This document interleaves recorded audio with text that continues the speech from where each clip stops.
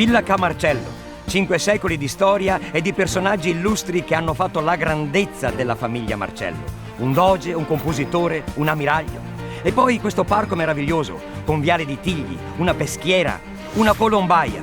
E naturalmente lei, una meravigliosa villa, uno dei gioielli di Valle Agredo.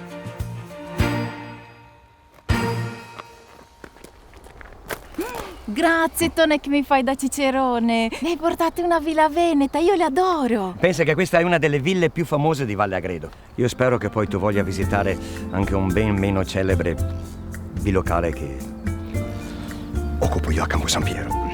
Scusa, non ho capito. Beh, è meglio così. Andiamo.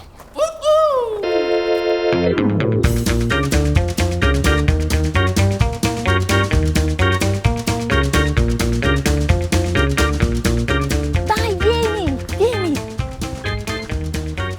Guarda, lindissimo. Guarda che romantico. Io quando mi sposerò farò qui la mia festa di matrimonio. Beatrice, ti prometto che quando vorrai organizzare il ricevimento di nozze qui a Villa Ca' Marcello provvederò io tutto. La musica, il vino, la torta, i fiori, lo sposo.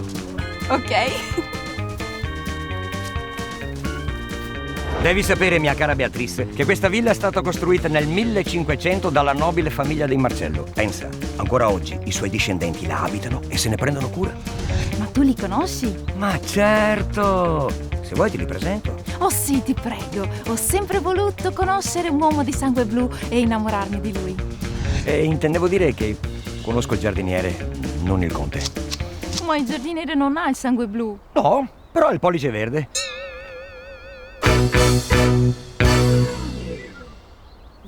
Lo sai, Tony, io domani parto. Mi mancherà tantissimo le tue grandi abilità di guida turistica.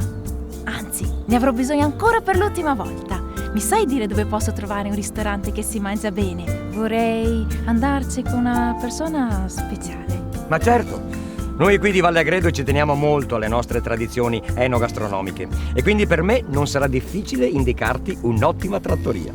Guarda, esci dal vialetto qui, giri a sinistra, prendi quel cancello grande e